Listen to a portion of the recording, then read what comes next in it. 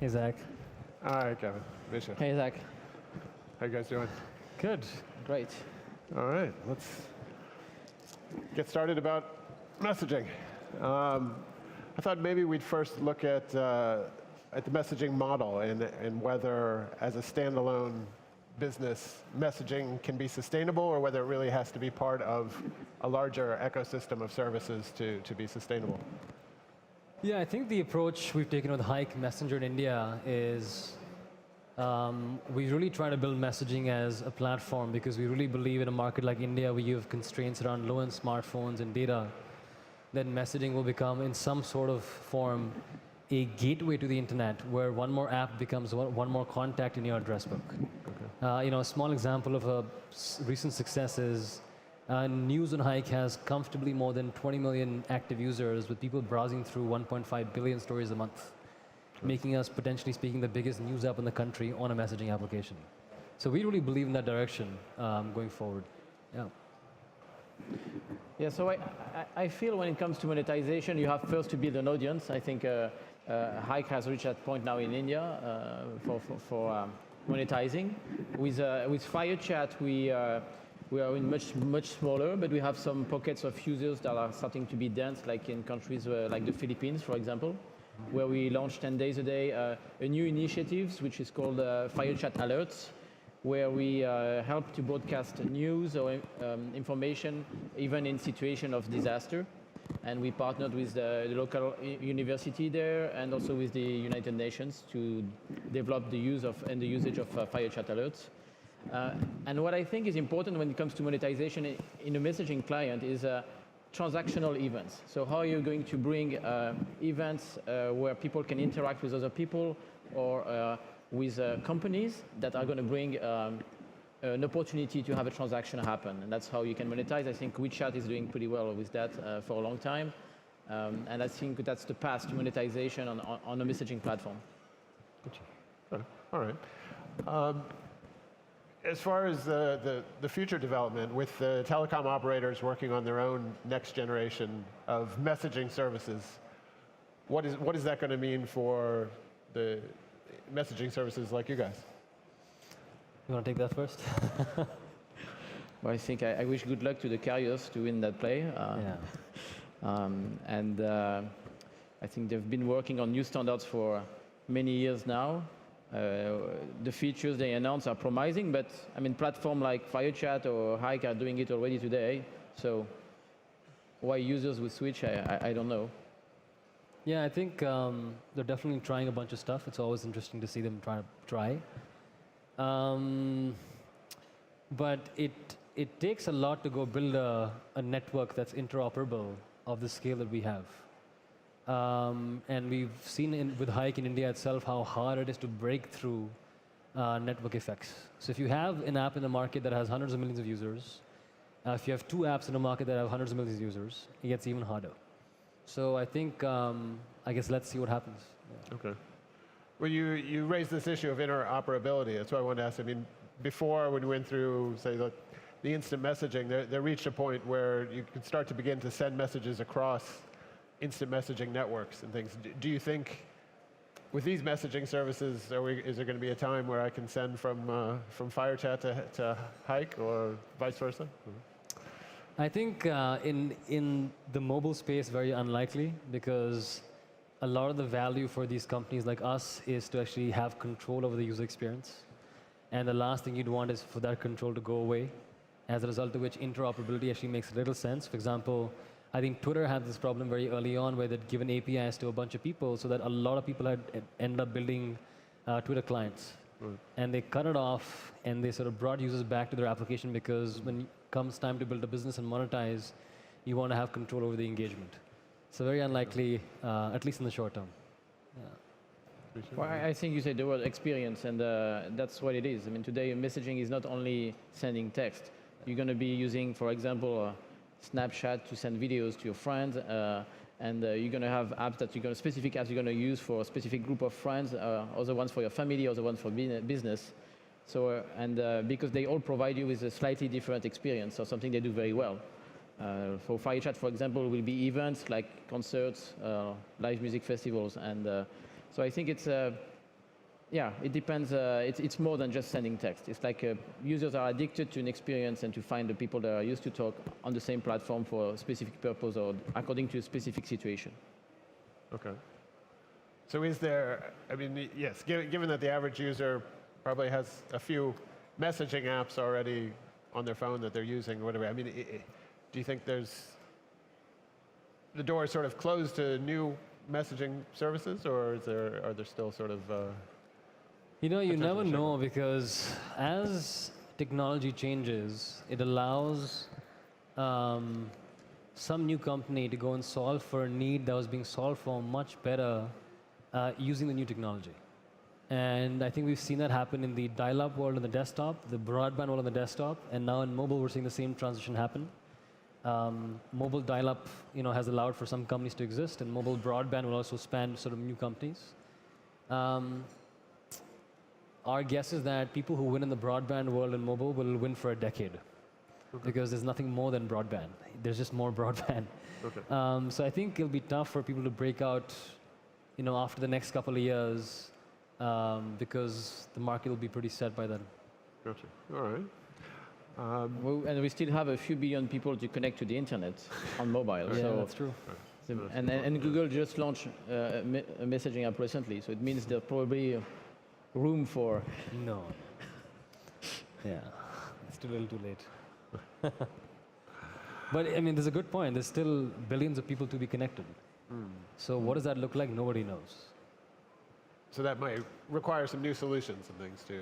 Maybe, maybe not, because in the consumer tech world, all disruption happens top down.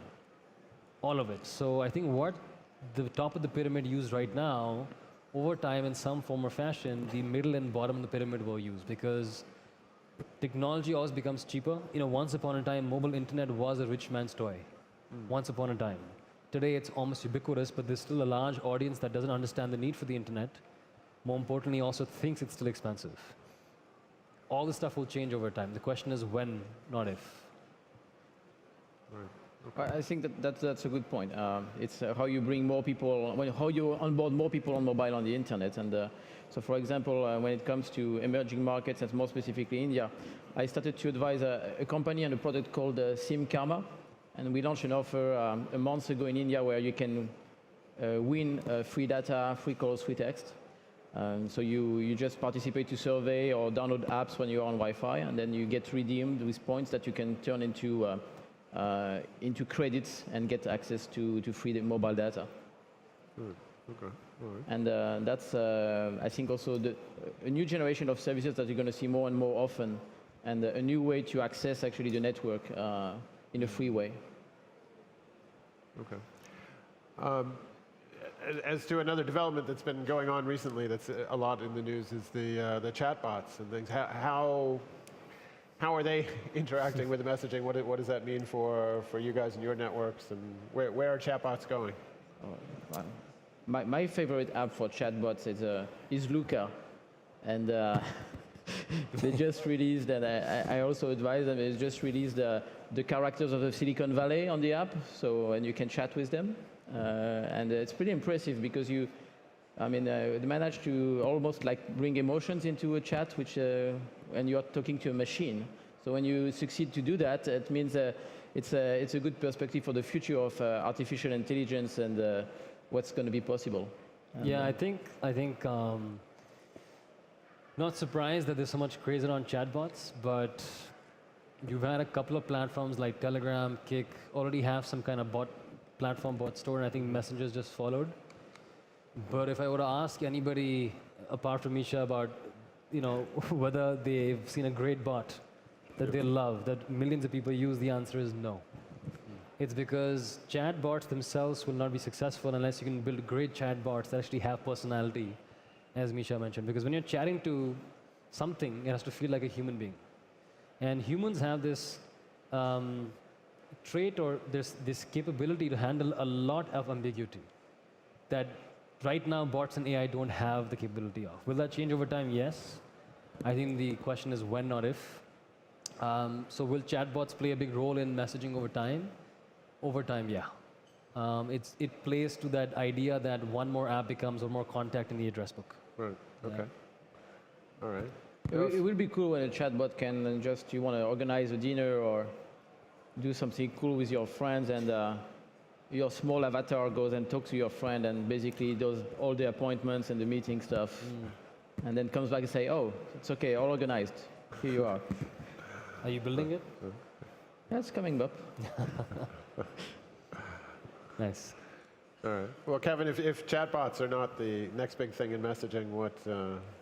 What is it? I think chatbots will play a role, but I think what we've done inside Hike is we've literally built these things what we call micro apps, where literally you have news and cricket scores and coupons and a bunch of other stuff as one more app in the address book. So you can literally open up news, but instead of seeing a chat, you see a micro app that's a microsite that's very easy to use, very powerful inside Hike itself.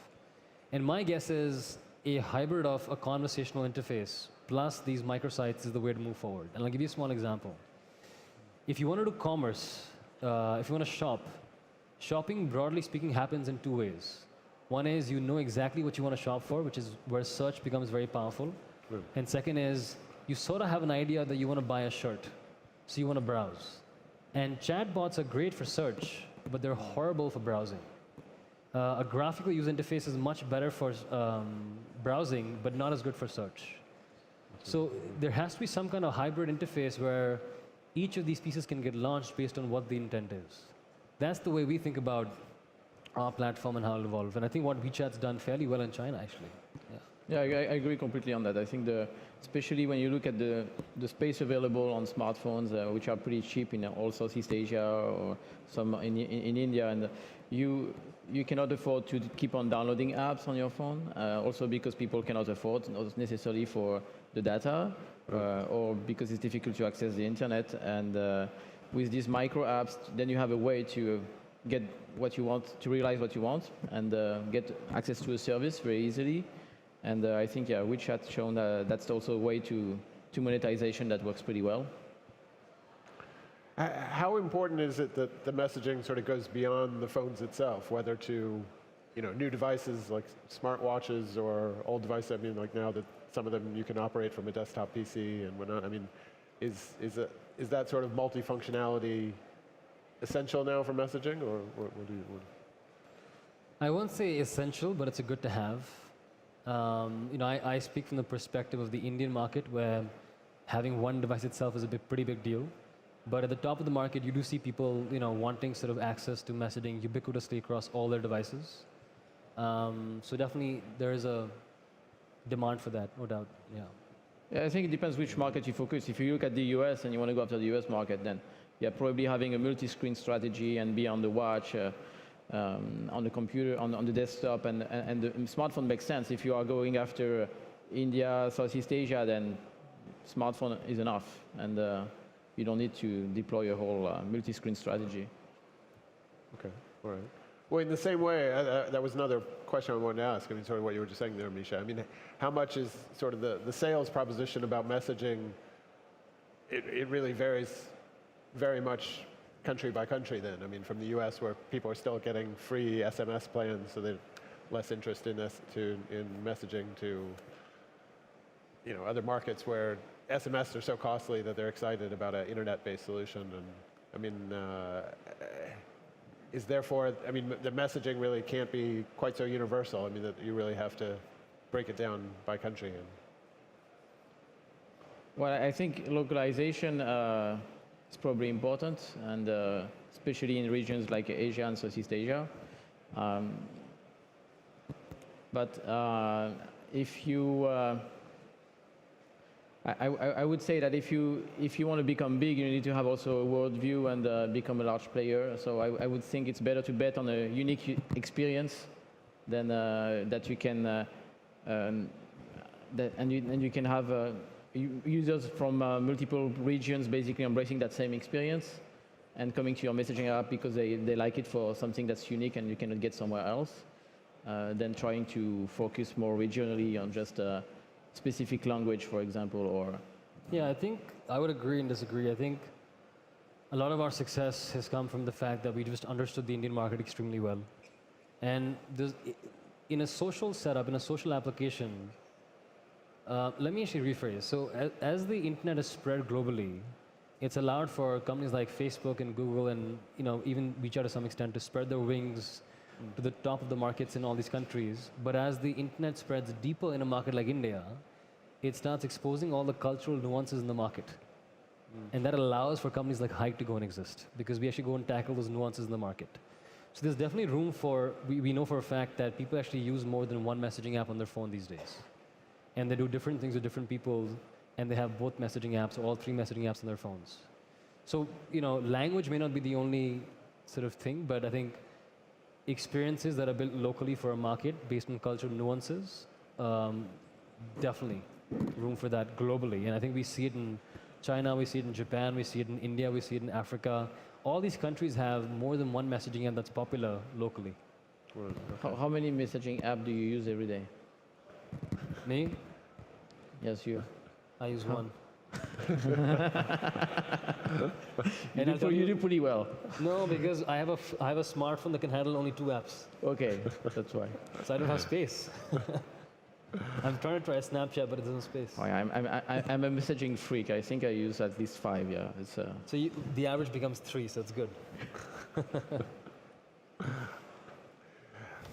Well, in a sense, yes. I mean, when you have multiple messaging apps all competing with alerts and things for your attention, I mean... I think all these messaging apps do different things. If you look at Snapchat, if you look at Hike, if you look at WeChat, if you look at WhatsApp, if you look at Facebook Messenger, all these apps do something very differently that makes people want to use a few of them at the same time.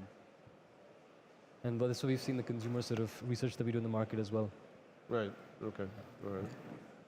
But the thing that people want to use in one market might be different in the next market, right? Or yeah, if you look at simple messaging, it spans across the globe, SMS. But if you look at Hike, we built Hike very locally to a market like India. Can it expand to other markets like Africa? Yeah, it's a mobile-first emerging market with very similar problems and needs. So that's definitely an idea. But we focus heavily in India, given that there's 1 billion people in this country. It's a pretty big market. Yeah. sure. And FireChat is the only one I can use if I am at a concert or a large event and or a place where there is no mobile network or where networks are congested. Okay, all right. Which makes it my unique choice for that kind of situation, yeah. Thanks, Micha. All right. Well, I think we're pretty much out of time, guys. But look forward to more developments with messaging. And thanks for coming. Thanks, Zach. Thank you, Zach. Thanks a lot.